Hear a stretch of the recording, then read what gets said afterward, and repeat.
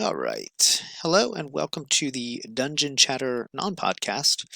This is Travis, and what I'm going to do today is talk about class in the RPG. So I'm just going to run through a quick explanation of what a class is and discuss some of the roles that it plays in an RPG system. And ultimately, not in this one, but in further examples, I will kind of develop my alternative to the class system. I don't claim that there's anything especially novel here. So if you've done a lot of RPGs, if you've been playing RPGs for a long time, or if you've just played a bunch of different systems, you're probably pretty familiar with some of the things I'm going to say here today. Perhaps all of them. So we begin with this question. So what is a class? This is it actually comes from a Latin word, and so this is not just a show off of language. This is actually, I think, an important part of explaining why class is used in RPGs. Kind of helps us understand valuable roles that they can play in an RPG, and kind of why they continue to be used so frequently in influential games like Pathfinder and Dungeons and Dragons 5th edition. Right, so the most recent games that have the largest market share in RPGs tend to go with classes, and so class, we can trace it at least back to Servius Tullius or Servius Tullius, who used this phrase, this word, classis, for political purposes. So he was especially interested in grouping people for the purposes of taxes and voting. So it's true that it has this military spillover. I want to pause on that for just a second. But in general, it was for classifying people in terms of their wealth and their status, and that would sort of help us understand what they could contribute to Rome by way of taxes, and so what kind of political power they wielded. Now, there was some spillover into military purposes. And that's because Rome was not always at war, but they were frequently at war. And so, if you came from a higher class, you had better wealth, so you were able to outfit yourself with better equipment and better armor, and that might give you a better military grouping. And so, if we think about it, then we can see some of the wargaming roots of class and why they spill over into RPGs. So, a really quick and dirty distinction between war games and RPGs. In a war game, you control troops. And so it's tactical. You're typically using a mat or a board, like a map, and you're moving around and you're doing strategic fighting. Okay, so it's wargaming. And in an RPG, you may not have to fight at all. It is a big part of a lot of the RPGs, especially those that I mentioned, Dungeons and Dragons. It continues to be a large part of that game. But the idea is that you're playing a role. So it's not just about fighting, and it's not just a strategic endeavor where you walk around or move around and try to defeat others in a military exercise.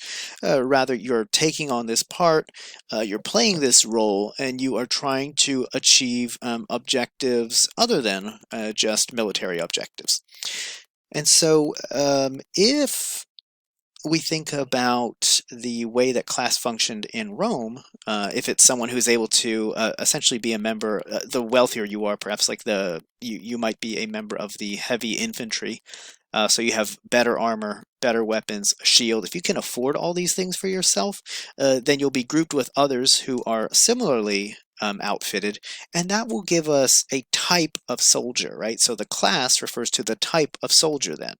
And so we might have heavy cavalry, heavy infantry, medium of those, light of those. Maybe we have some irregular troops, right? We have I don't know, artillery perhaps, right? So we get all these different types of troop, and that's essentially where class comes from.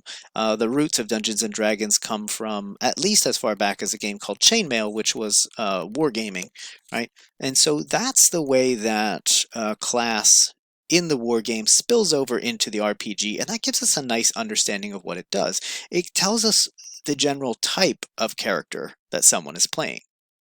So here's an example that I've picked up. This is essentially a distillation of some of the skills that you would see in, you could see this in Dungeons and Dragons, you could see this also in Middle-earth role-playing, MERP, which is probably where this image comes from. And so suppose that we have a game where these are the skills. There's armor, there are weapon skills, there's hit points, general skills, infiltrate skills, magic skills, and languages. Now look, you could have more, you could have fewer than this, I suppose, but I'm just using these skills in order to demonstrate the idea. So suppose that the full game allows these skills. Armor skill, how protected are you? Weapons, how likely are you to hit? How much damage can you do? Hit points, how much damage can you take? General skills might be like riding and climbing and swimming. Infiltrate will be the sneaky stuff. Magic, the casting of spells. And languages, speaking languages. So the general classes are these, right? So we get a warrior, so a fighting first character. The mage, magic, especially the damagey type of magic. Cleric, especially the healing and divine type of magic. And then the rogue, the infiltratey type of character.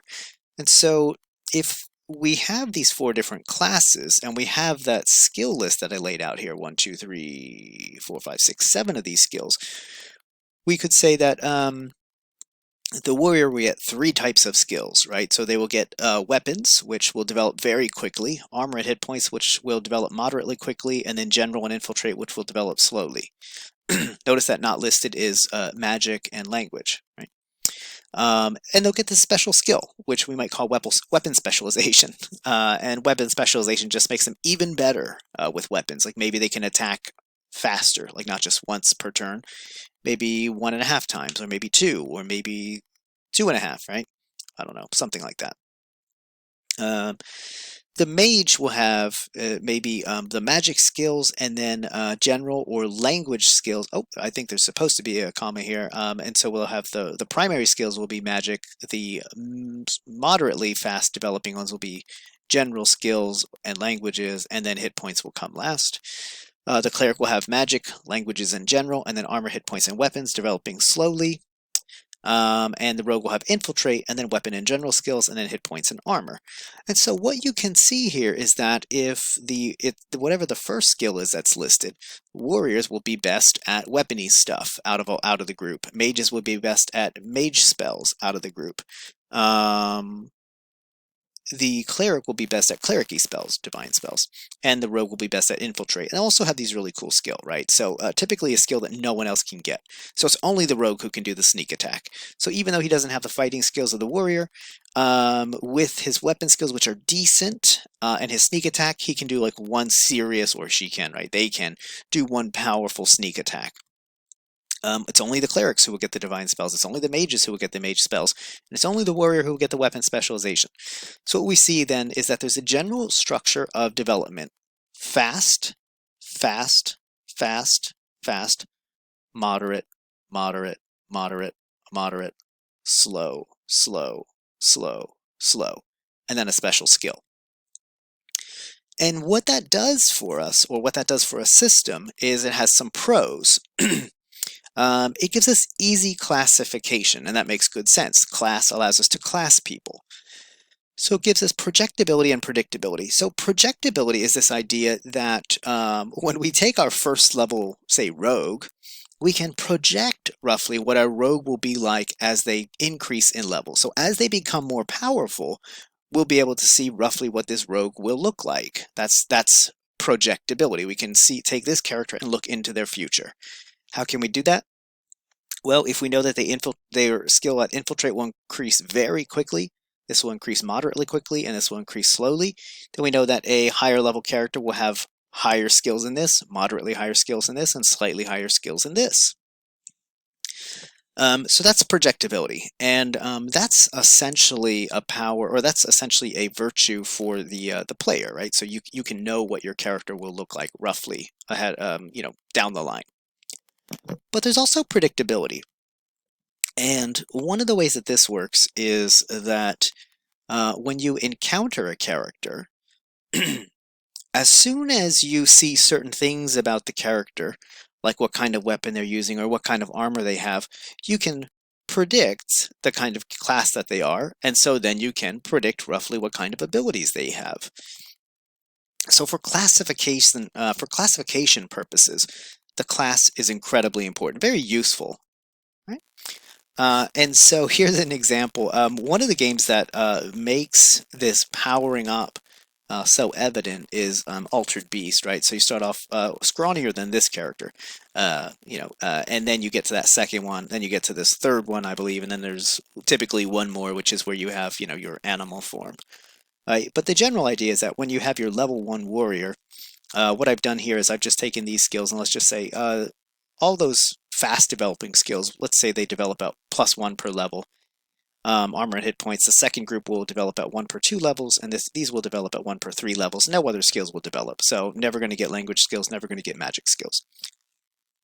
So you see your level 1 warrior, and then we look ahead, well, what would my level 6 warrior look like? Well, they'll be +6 on their weapon skill. They'll be +3 on armor and hit point, and +2 in general and infiltrate. And so that gives us, that's roughly the idea of powering up. So every level, you know roughly how you will increase, how you will improve, right? And that's kind of nice. But the potential cons that show up then are the rigidity that it introduces. And so on one hand, you might have to work hard to introduce flavor. And flavor is just, you don't want every single character who's a warrior to look identical and act identical, use the same weapons, use the same armor. But I will say that playing, especially second edition D&D, it became very common where when a character would be first level, they would be made and they would have chainmail, a shield, and a longsword, because those were the predictable, effective outfits. It would start you off with good armor, decent weapon, and we know that you're a good fighter because you're a warrior, so you would be that kind of character, right? Uh, and so the flavor you would have to work in, your characters could look different, but they might not have different equipment. They might not have different weapons, right? So you have to work in order to introduce flavor. I really like the idea of this comic because the way that Dungeons and Dragons used to list skeletons, I don't know if this is still the case. I haven't really looked at a monster manual in a while. Skeletons were listed as having a rusty iron spear, or as a spear that does damage, but it was often depicted as rusty. And so the idea here is that skeletons are rigid in the way that other classes of character are. So in fact, the shorthand of having classes, which is so awesome from the Dungeon Master's side, the main value is right here, right? So you just know, if you knew what the skeletons were like, then you knew what all skeletons were like, unless you wanted to change them. And so similarly, if you know what a warrior's like, then you know what all warriors are like, unless you want to change them. So it's that power, but it also gives some rigidity, which makes you have to work for flavor, and it also introduces this type of artificiality, especially when you combine system attributes like maybe a longsword versus an axe versus a dagger. As soon as we know certain things about these, as soon as players know certain statistics about these weapons, there are just some weapons they will not choose. Right, so weapons that do worse damage will get passed over, and the artificiality is like everybody will be walking around with the same weapon. So the pros of the class approach is in the classification, but the con is in the rigidity. All right, and that's a kind of quick overview of class in the RPG.